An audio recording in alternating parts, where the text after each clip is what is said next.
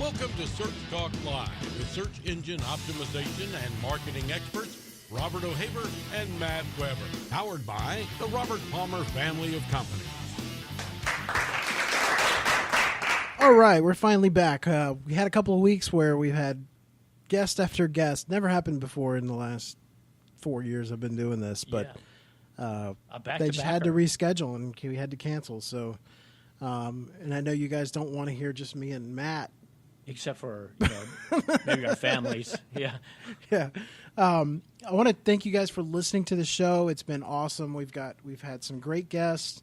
We've got a ton of people listening to the show, and I really appreciate you guys listening to the show. And I hope we've been able to give you some really good direction and to help you be successful online.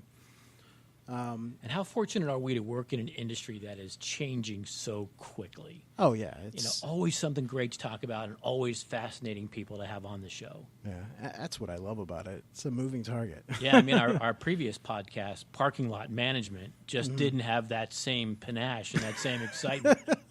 Yeah, we had to get out of plumbing. Just kidding. But so with me today is Matt. He's a co-host of the show.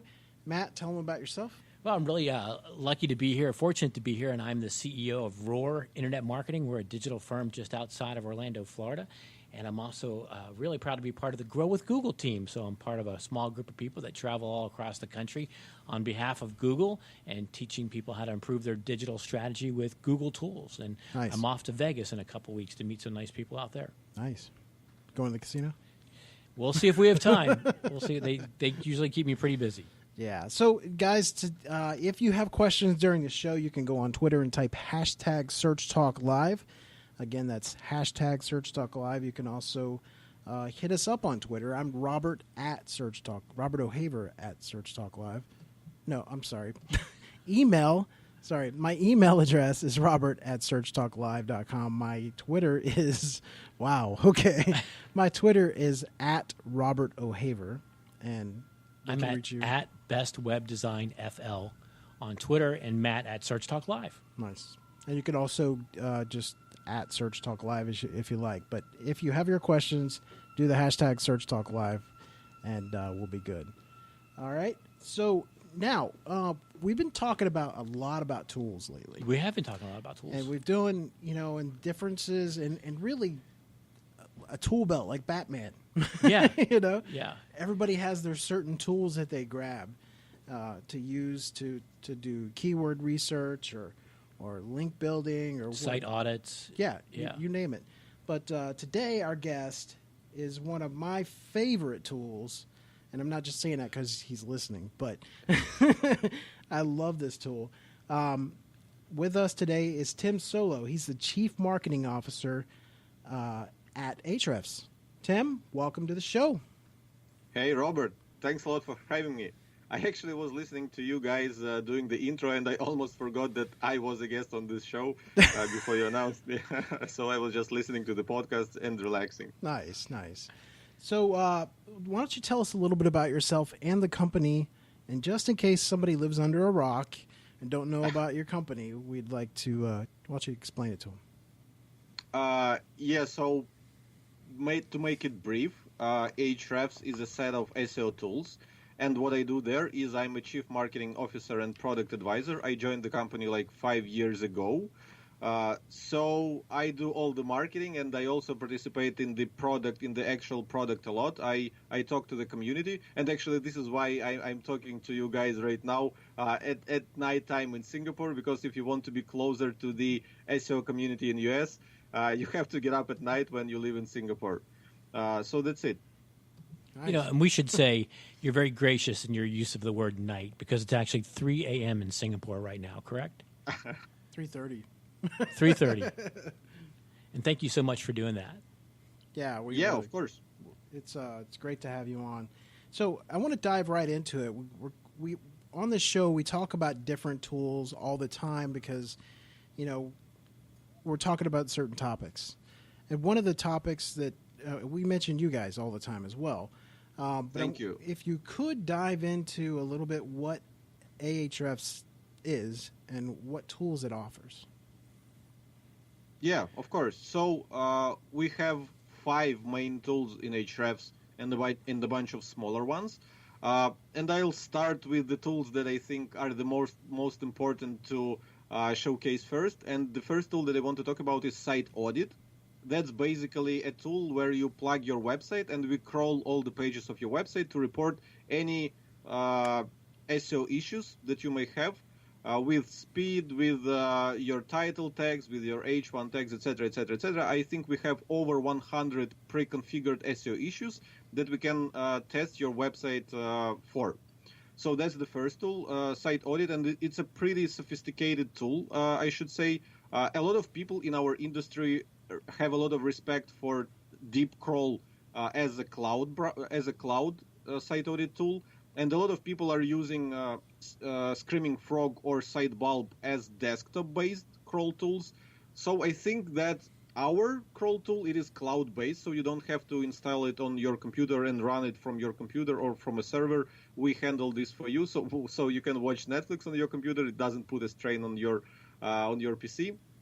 So in our case, our tool is, I think, of course I'm biased, but I think it's just as good as those other crawlers. So if you're using Ahrefs and you haven't been using our Site Audit tool and you were using other tools, I urge you to try our Site Audit. I'm sure you will like it. The second tool that I want to point out is Content Explorer.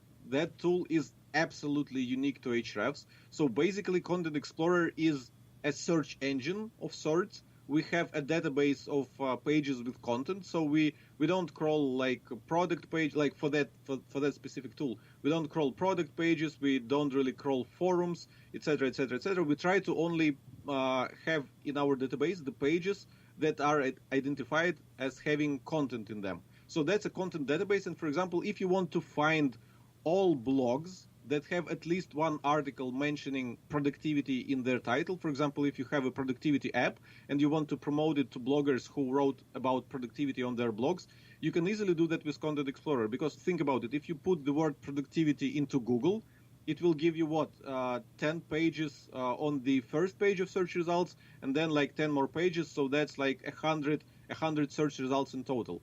Content Explorer will give you thousands and thousands of articles that have productivity in their title. So if you're doing outreach on scale, if you want to reach out to a lot of bloggers, or if you're looking for guest posting opportunities, etc., Content Explorer is your tool. But it started as a tool for researching what content worked well in terms of tweets, likes, like, BuzzSumo tool. They provide you with a tool where you can plug any topic and it will show you articles that have generated a lot of buzz on social media. But since Twitter discontinued their counters, since Facebook has discontinued their counters, I think that the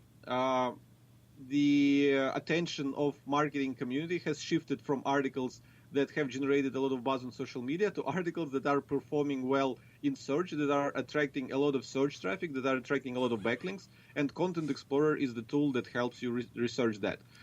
So these are 2 tools out of 5. The next one is Rank Tracker. I'll be fast. Basically, a classic rank tracking tool where you plug the keywords that you want to track your positions in Google, and we will report how the position of your website is changing over time for the keywords that you want to monitor. So that's 3 tools: Site Audit, Content Explorer, and Rank Tracker. 2 more tools. Keywords Explorer. Basically, this is a huge database of search queries where you can, again, if you work with word productivity, if you want to see all search queries that people enter into Google from all around the world that contain the word productivity in them, like how do I increase my productivity advice, best productivity tips 2019, etc., we have all those search queries, and one of our main sources of search queries is clickstream data. We can discuss it later on because I think a lot of people don't know what clickstream is. And yeah, Keywords Explorer is a powerful tool, except for simply giving you keyword ideas based on your what we call seed keyword. We also show you the keyword difficulty. We also pull the top 10 search results and show you the metrics on those pages. So there are quite a few more reports in Keywords Explorer that help you with your keyword research. And the final tool in Ahrefs, and basically, as they say, last but not least, because it's actually the most used tool in Ahrefs, and this is why I'm putting it last in my list of 5, because most people already know it probably, is Site Explorer.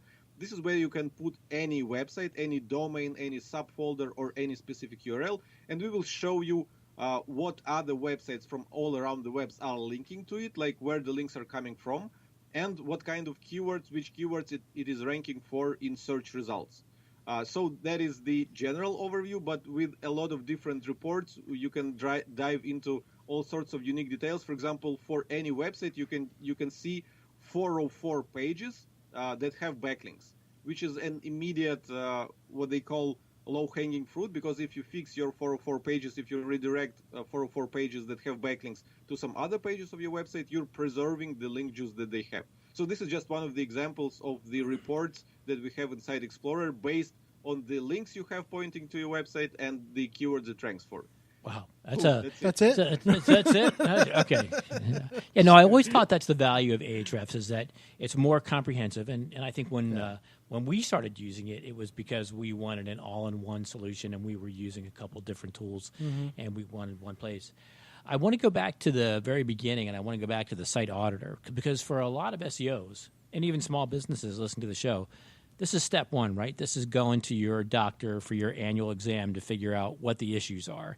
So in the site auditor, talk to us a little bit about how do the metrics that you show change over time to keep up with a very changing industry, and what has changed recently, and what's on the horizon that you're keeping an eye on? For example, title tag lengths has changed. Meta description recommended lengths has changed. How have those signals or things that you're measuring changed over time? Well, yeah, that's a good question. Our site audit tool, well, to be honest, pretty much as any other tool in Ahrefs, is always a work in progress. There's always something to improve, always something to add.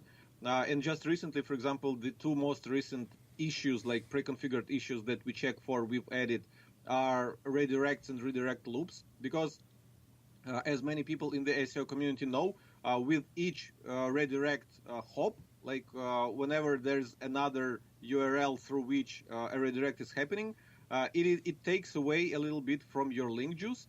So it is important to link the pages on your website directly. So, for example, if you had a page on your website that is lost, that became a 404, and then you redirected it to some other page, and now you have like what they call 2-step redirect. So one page of your website redirects to that page that is no longer there, and from there it goes to the 3rd page. So you're better off linking those 2 pages directly without that unnecessary redirect. And this is one of the things that we check for in site audit. And as for your question about the changes in title tags, the changes in meta description and whatnot, we try to keep our hand on the pulse of SEO community. We try to monitor the feedback. So if we see that a lot of people start asking us that our let's say definition of the issue or how we calculate it is not correct, we would go and fix that. But we usually we need to be objective, because whenever Google rolls out a change, it doesn't necessarily mean that a lot of people pick it up or a lot of people believe it to be true.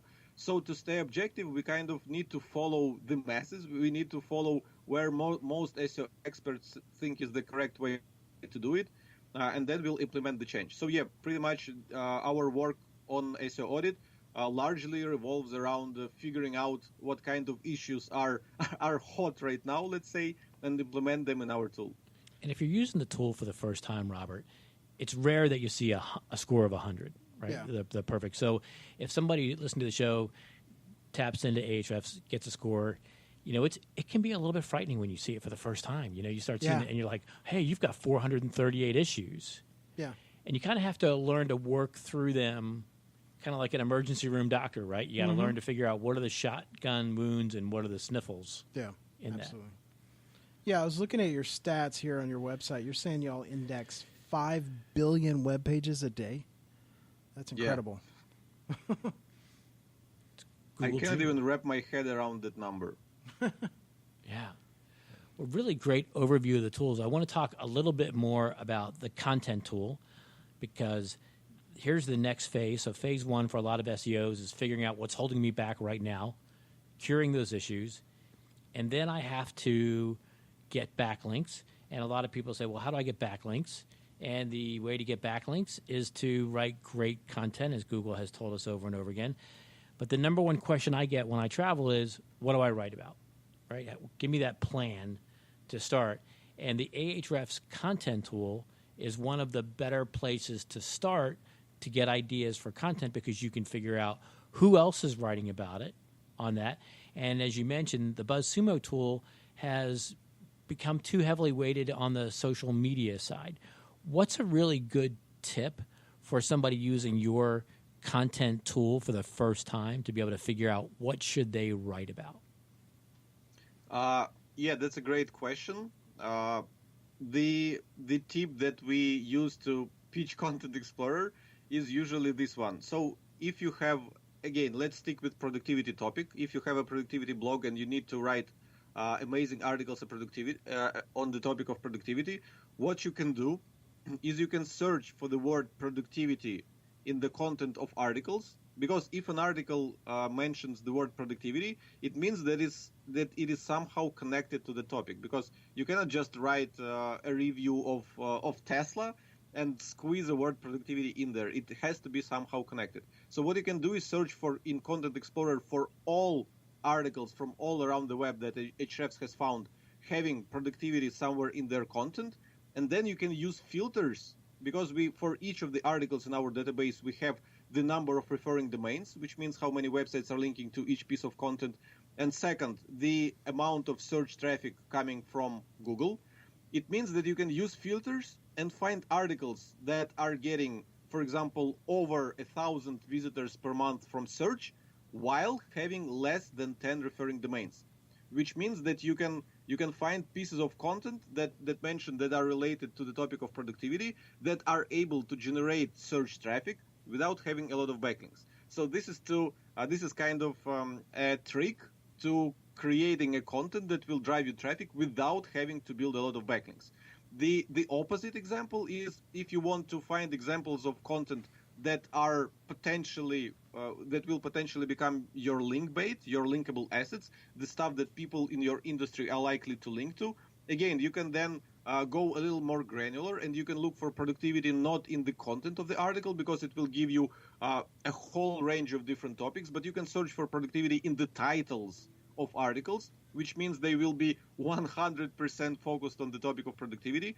And then you can use filter or sorting for referring domains and see which articles that mention productivity in their titles have generated the most backlinks, the most referring domains, the most links from other websites, which will give you ideas of what kind of content in your niche, what kind of content in your industry is generating backlinks. So if you will be able to one-up that content, I'm not saying replicate that content, I'm saying one-up, impress people with something unique on that same topic, you'll be able to generate backlinks as well. Yeah, that's really valuable. And I know this is one of your strengths, Robert, but if you look at that data and you find a domain, a piece of content that has attracted a lot of backlinks, your point about looking at what that content type is significant, because in certain industries it might be a how-to piece of content.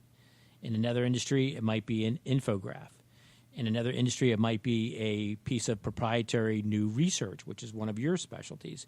So getting a handle on that before you start walking down that content writing trail saves you a lot of heartache in the future. Yeah, for sure. And another trick I can share is we have that tool Content Explorer that I mentioned, which lets you research the search queries. And like I said, for every search query that you're checking, we give you keyword difficulty score. And basically our keyword difficulty is a segue, it's a proxy to how many backlinks the top ranking pages have. So the more backlinks the top ranking pages have, the higher will be the keyword difficulty. So usually when you read keyword research advice, what they will tell you to look for keywords that have high search volume but low keyword difficulty, so-called low-hanging fruit, where you can get a lot of traffic without having to get a lot of backlinks. But if you're looking for linkable assets, if you're looking for content that will generate backlinks to your website, you should actually do keyword research and look for keywords that have the highest keyword difficulty, because that means that all top 10 ranking pages have a ton of backlinks, a ton of different websites pointing at them. It means that their content is notable, noteworthy. It means that their content is worthy of a link, and it means that it's something that you need to explore for your own website and cover the topic on your own website, and potentially reach out to those people linking to those existing articles and show them your piece of content. Well said. I'm sorry. Yeah, I want to talk a little bit too about a tool that didn't make your list, which we find really valuable, and that is the intersect tool, which simplifies things at the highest possible level. You put in 3 domains, you put in then your domain, and in seconds it's going to show you where those other sites are getting backlinks from that you're not. And I don't know that task could be made much easier than that tool. Yeah, thanks a lot for bringing this up. Link Intersect is a smaller tool. So like I said, I discussed the top 5, the main 5 tools that we have. Link Intersect is basically an extension of Site Explorer because it is based on the link index, on the database of links that we have. And yeah, basically you just described it. You put 3 websites of your competitors and then your own website, and we can show you all websites who are linking to all, or for example, any 2 of your competitors, any 3 of your competitors, but are not linking to you, which is super valuable, because if someone is linking to 3 of your competitors, but they don't link to you, the chances are that they simply don't know about you, and should they learn about you, they will start linking to you as well. So these are like high quality link prospects, high quality outreach targets, and actually Link Intersect does that with links, but we have another super similar tool called Content Gap that does the same thing with keywords that you rank for. So you can put 3 websites of your competitors, and then you can put your own website, and we can show you the keywords that all 3 of your competitor websites are ranking for in search, but your website is not ranking, which means these are like, if all 3 competitors are covering a specific topic and you're not, probably you're missing out, and you should have content on your website on the topic as well. So let's distill this down and make it super simple for somebody who is using the tool for the first time to improve their website. Give us the step 1, step 2, step 3, step 4, how they should use the tool, travel through the tool to get the first biggest bang out of their time and effort if they're using the tool for the first time. My recommendation is to start with the site auditor. That's mine. But I want to hear your 4 steps that you would say to someone. If you're using this tool for the first time, do these 4 steps. Yeah, I absolutely support your first step. I think it doesn't hurt to run site audit of your website and see if you have any major SEO issues blocking your website from performing well in the search results in Google. So that's for sure. Step 1, plug your website into site audit. Hit run, sit back, relax, and watch us audit your website. From there, the use cases are actually different depending on your objectives. If you want to build links or if you want to create content on your website, because different people have different goals. But still, let me give you some steps that you can take. So I would recommend to find a few of your competitors, like just Google for keywords that you want to rank for, see who is ranking there with their content, with their pages, note down their domain names and put them into Site Explorer, because then you will be able to see, like I usually go to top pages report because it gives me a breakdown of which pages are bringing them the most traffic from search.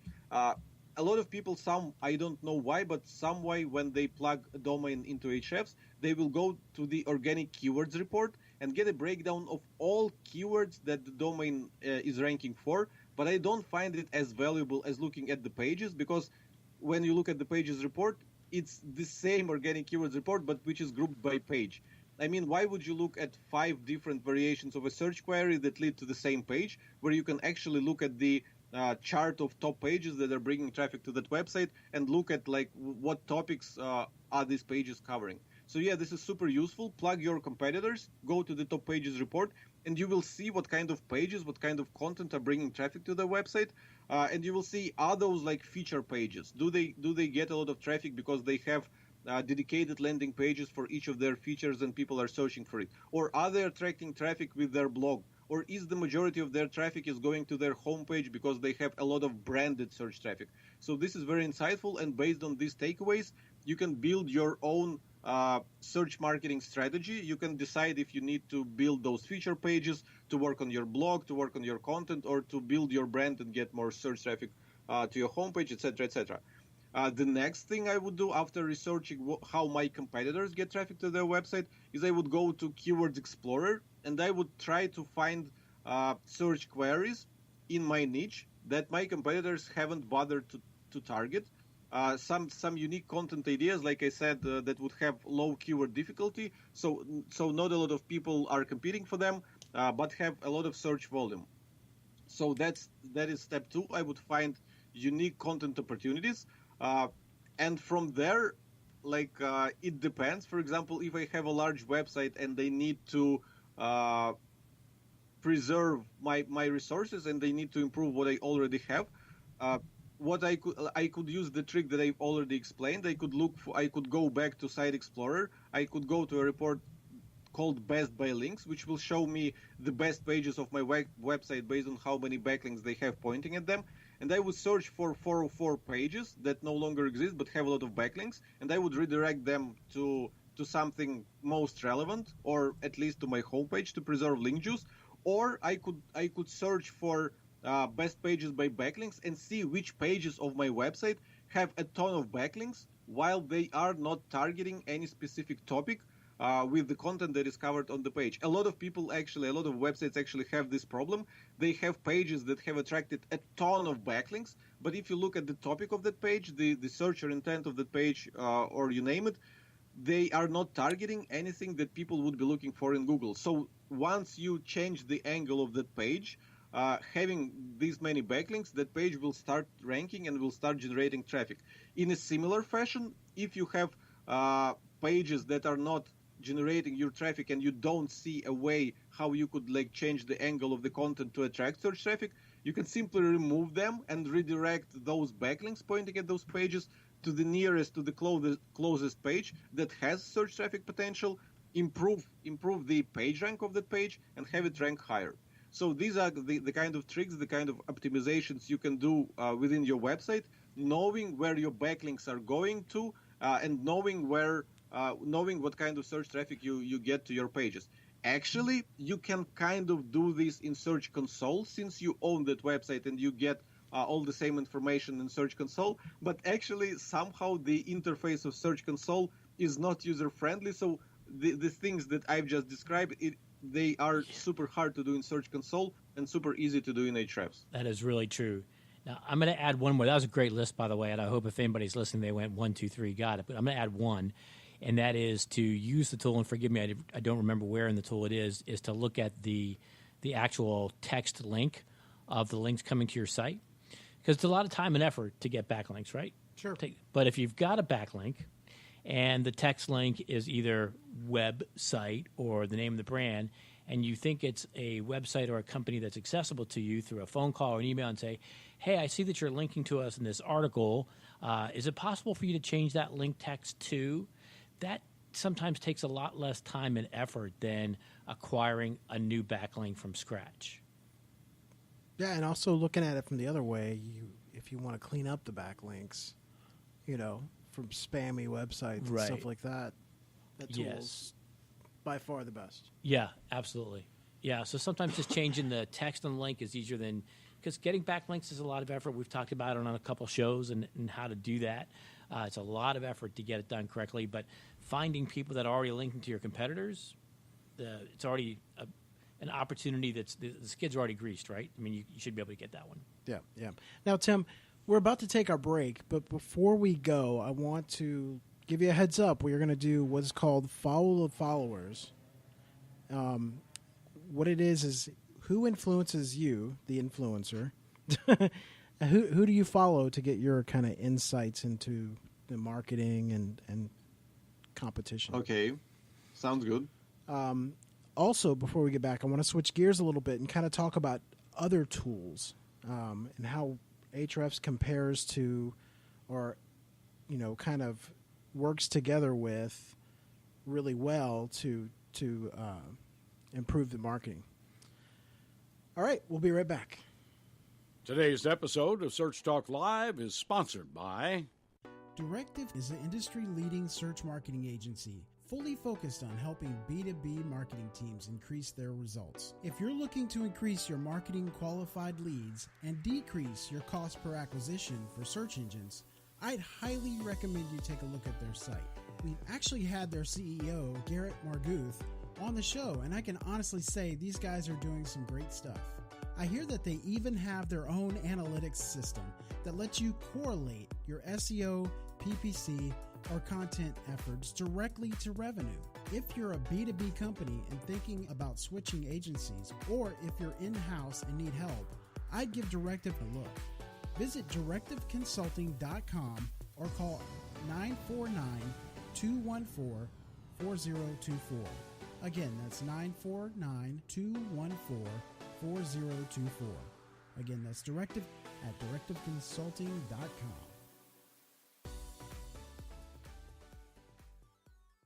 Get your questions in on Twitter. Type hashtag SearchTalkLive and your question.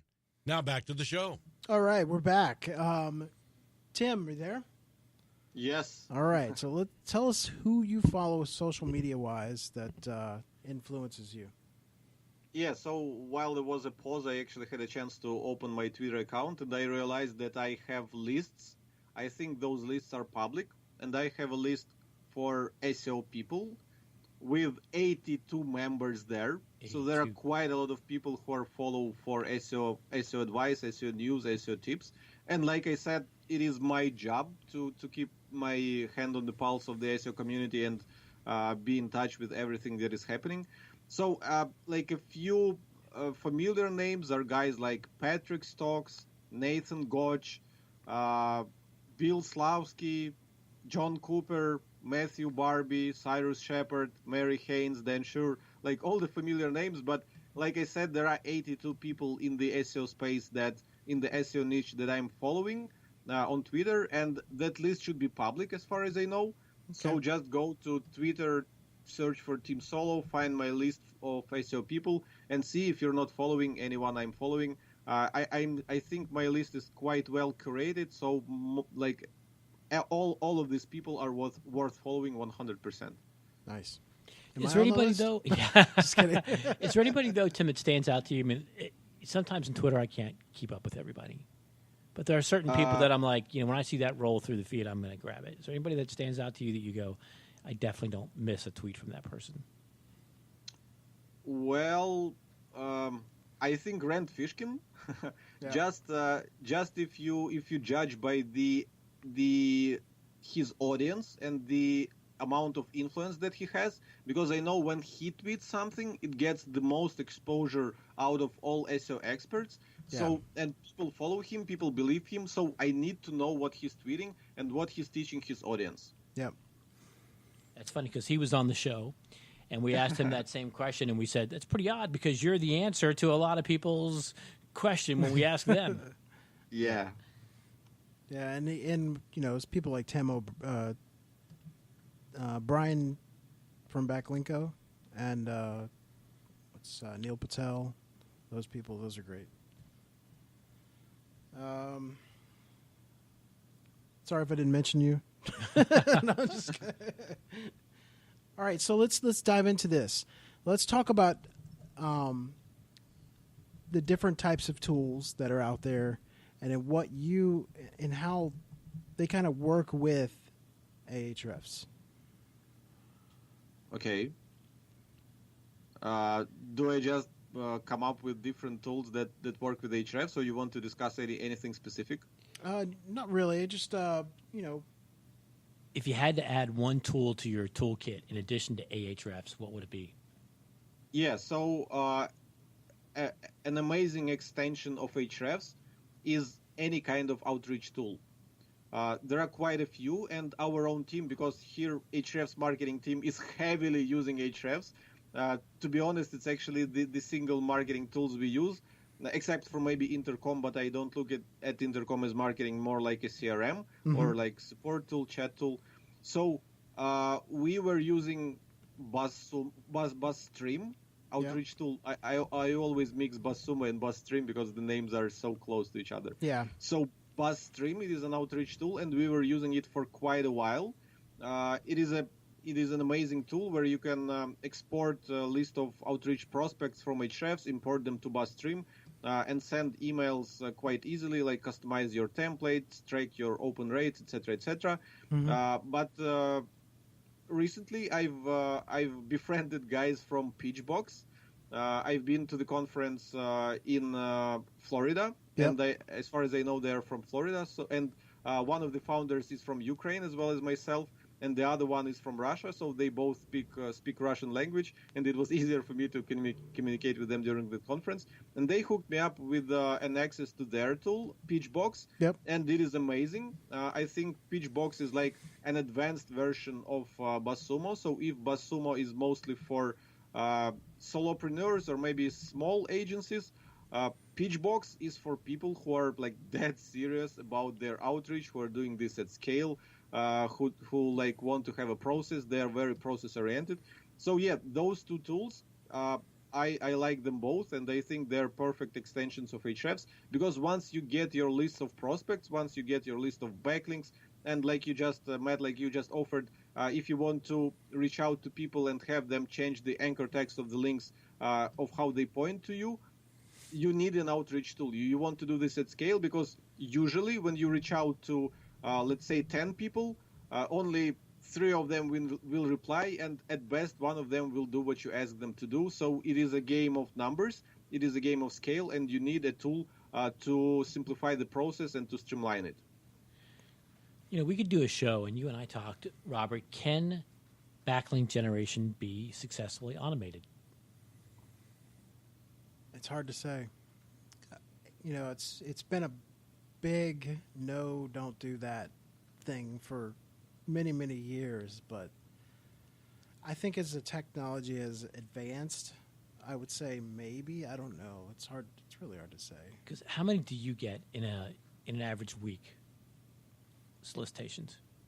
Oh, for links and, you know, hey, I've got this great piece. hundreds. Yeah, and they all seem kind of impersonal, and none of them really grab my attention. But it becomes a numbers game, right? Yeah. So if you can do 1,000 of them in 2 weeks, as opposed to doing manually, when you might be able to do 10, even if you're getting 1/10 of the response rate, you're probably still ahead of the game. And it's something we maybe should explore in a different show. Is can backlink solicitation be successfully automated? Yeah, and you know what's really sad is a lot of those are so templated. Like you'll get 100, and maybe 40 of those are the same templated email, but from a different person. Right. What's your sense of that, team? It sounds like your team is doing it successfully.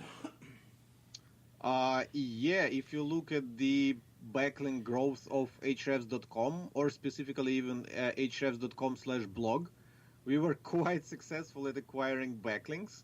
And like a lot of people might argue that, Ahrefs has like a huge brand, etc., etc. You have a huge audience, huge advertising budget, so you can get in front of a lot of people, and many of them will link to you, etc., etc. But actually, before joining Ahrefs, I was working on my personal blog called BloggerJet, and one of the latest articles that I've published there was about the guest blogging ROI. So I wanted to know if guest blogging can bring you any referral traffic.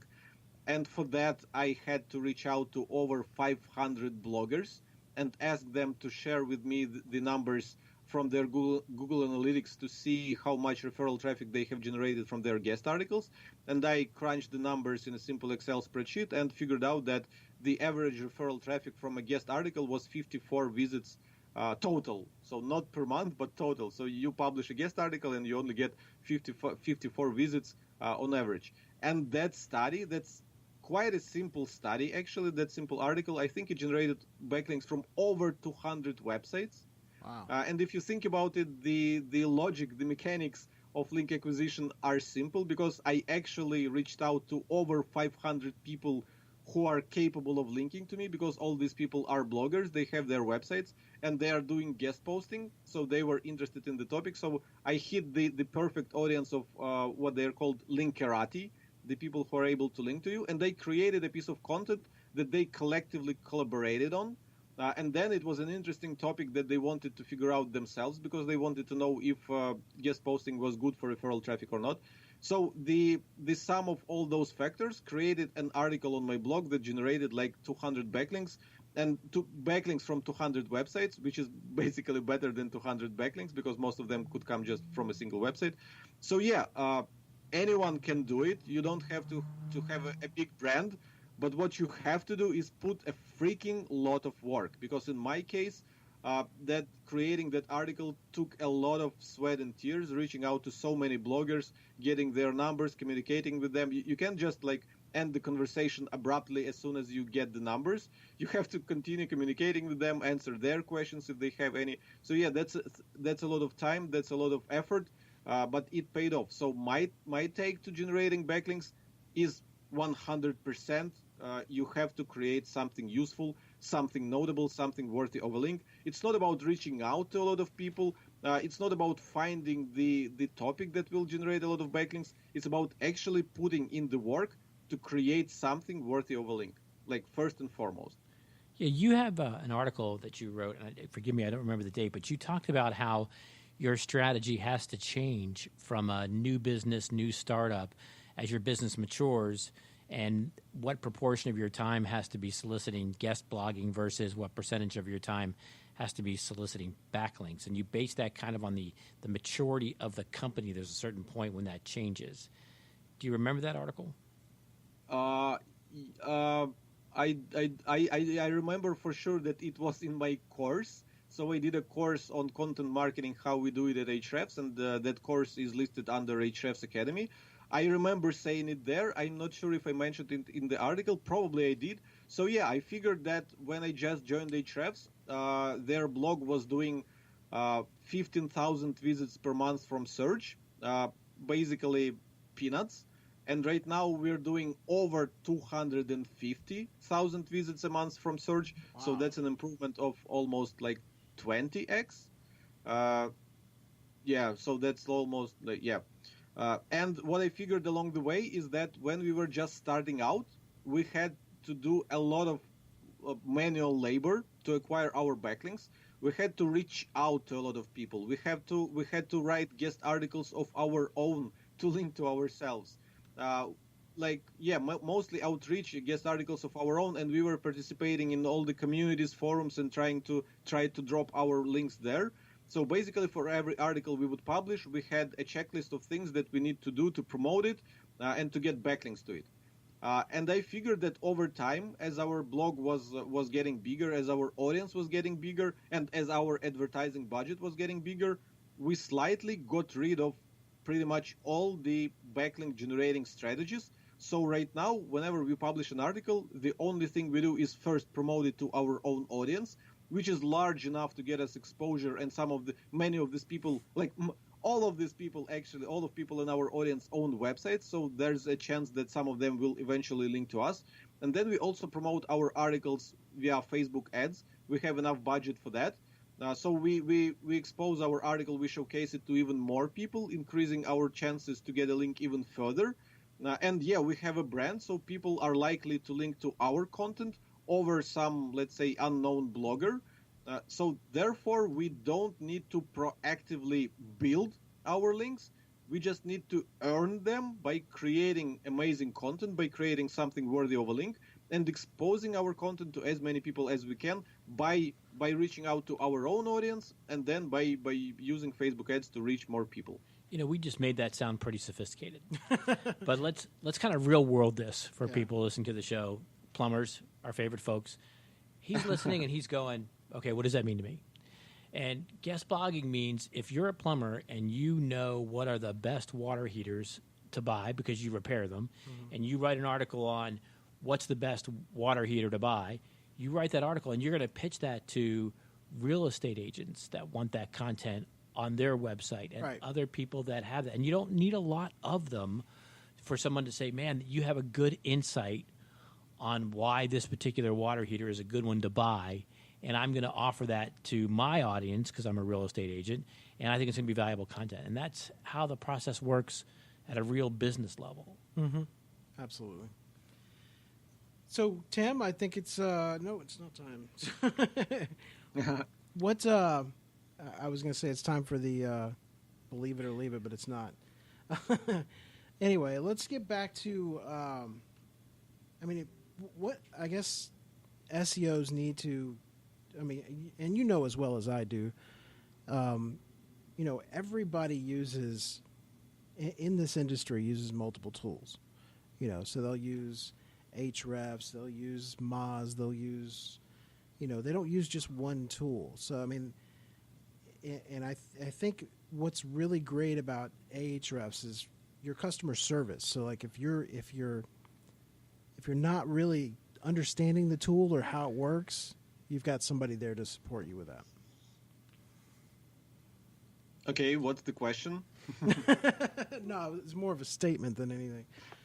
Well, actually, I want to comment on that statement, if you will. So, like I told you before the show, the other tools that we are competing with, SEMrush has over 600 people of their staff.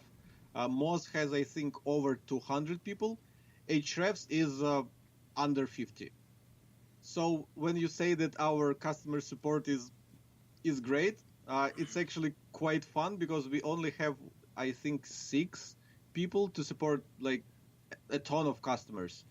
So I actually think that our strength is in the content that we produce, because every single article on our blog will feature the use cases of Ahrefs. Like if we're covering SEO audits, we'll show you how to do SEO audits with Ahrefs. If you write about keyword research, we'll show you how to do keyword research with Ahrefs.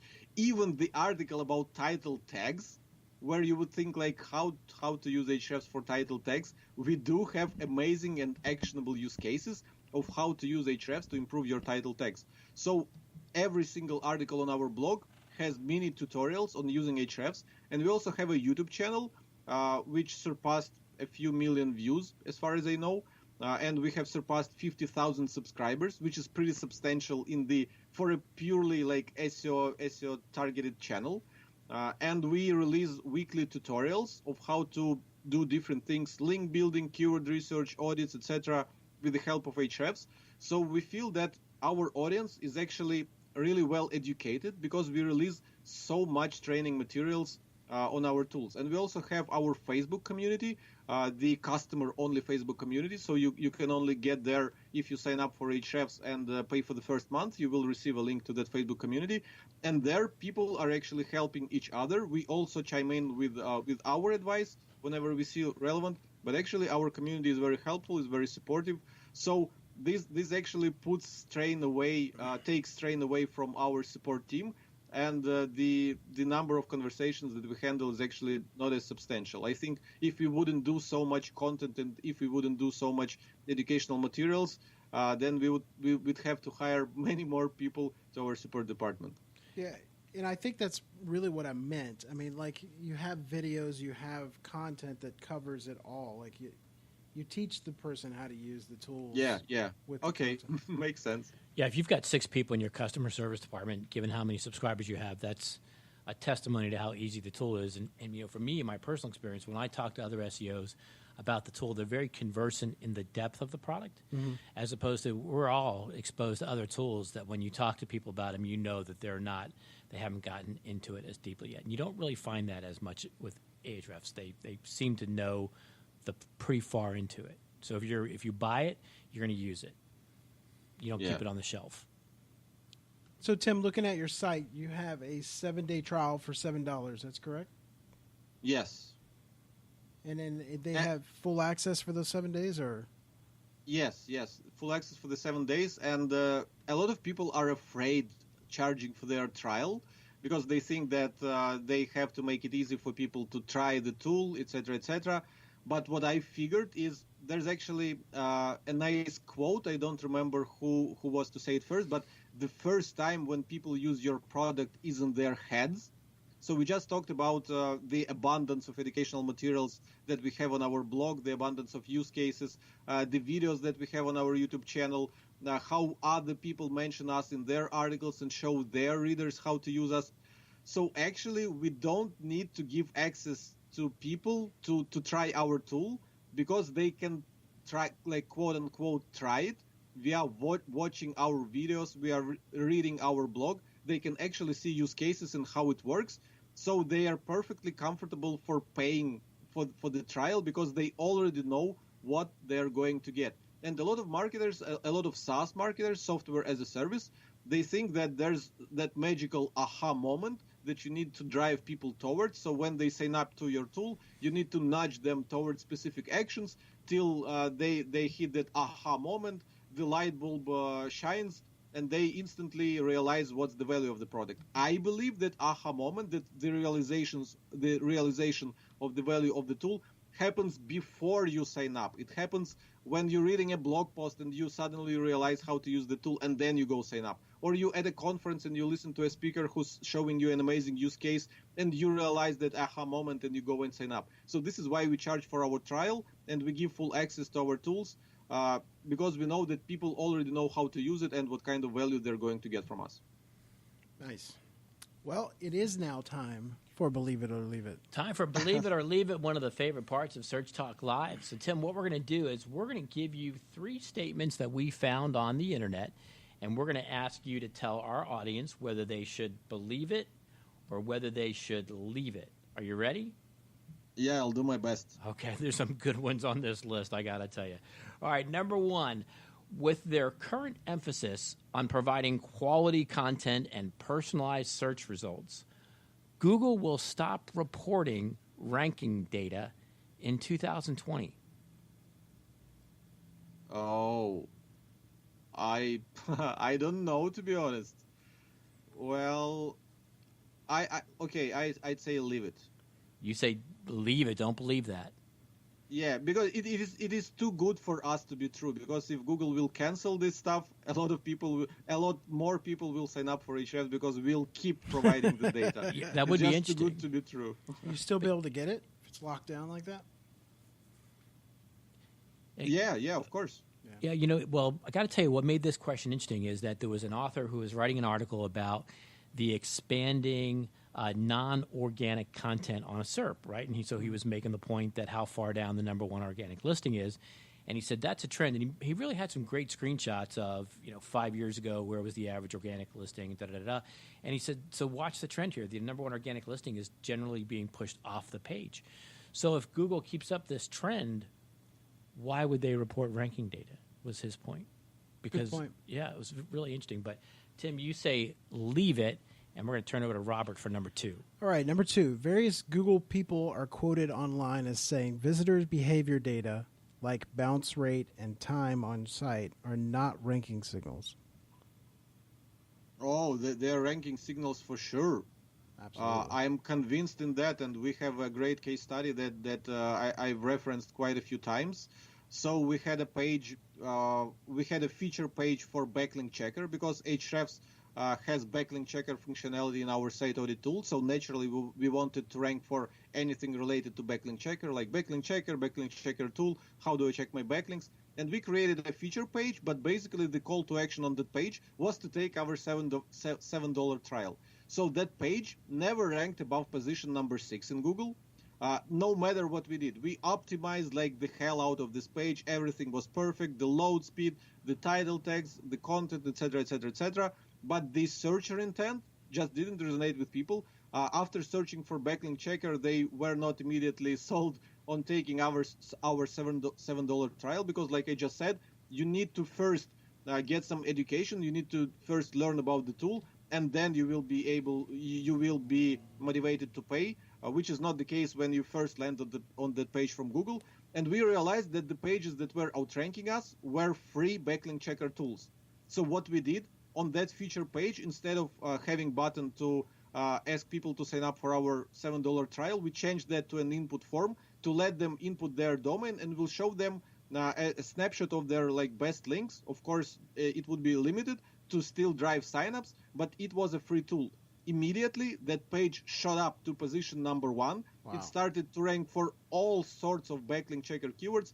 I'm telling you, go find our free backlink checker tool, plug it into Ahrefs, and see how search traffic to that page was growing. It shot up immediately, and it is generating a ton of traffic. And all we did is nail the searcher intent. So Google figured out that when people visit that page, they like it, they stick with it, they start using the tool, and that's it. We didn't get any more backlinks to that page.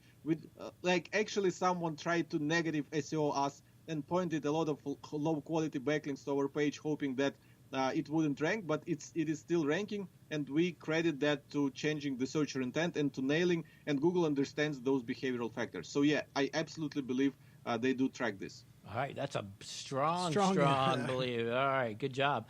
Number 3, final one. With the growth of the YouTube snippet on many search engine result pages, SEOs should now prioritize a high-ranking video on YouTube as part of their SEO strategy.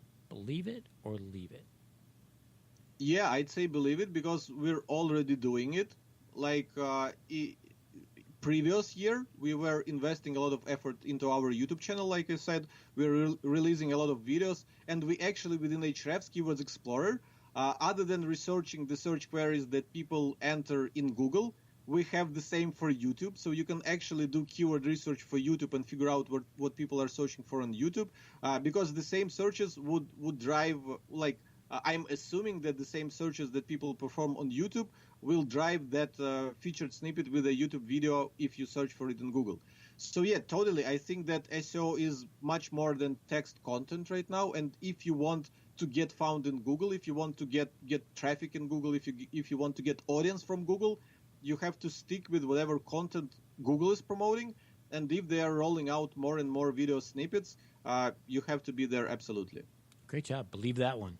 Yeah.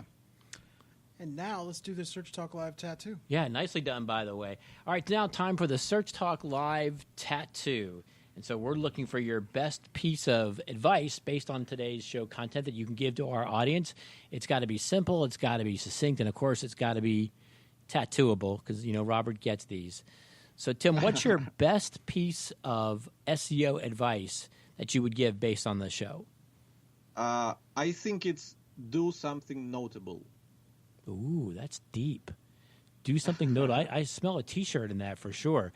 Do something notable. And what's behind that? Why is that your...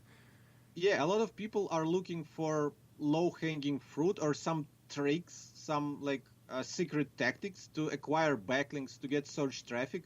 But at the end of the day, from my own experience working in different companies, growing my own personal blog, and growing Ahrefs marketing, I figured out that the best way to get attention, the best way to get links, the best way to get traffic is to do notable things, so that people would start talking about you, so that people would start linking to you.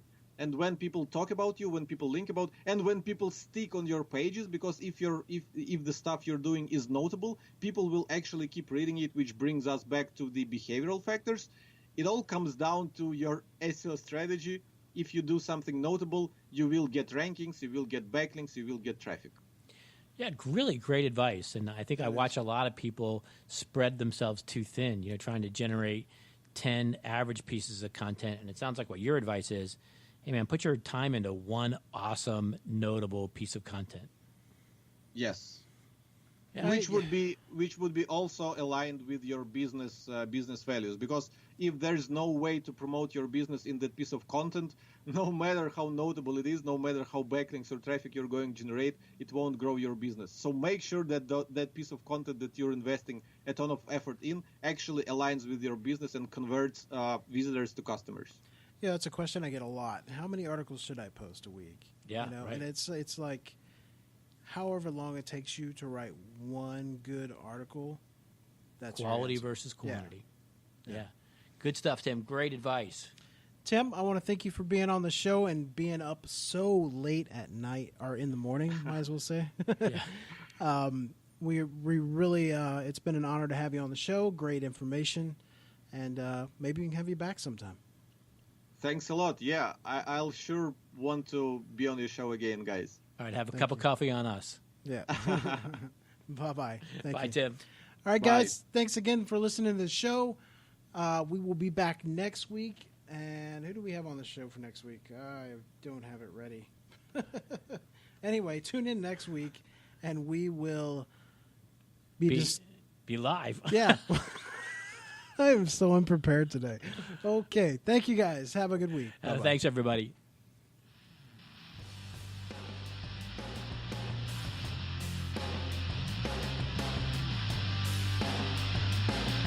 Search Talk Live is sponsored by the Robert Palmer family of companies. If you have questions for Search Talk Live, or you're interested in being a guest or a sponsor of the show, email Robert at searchtalklive.com. That's searchtalklive.com.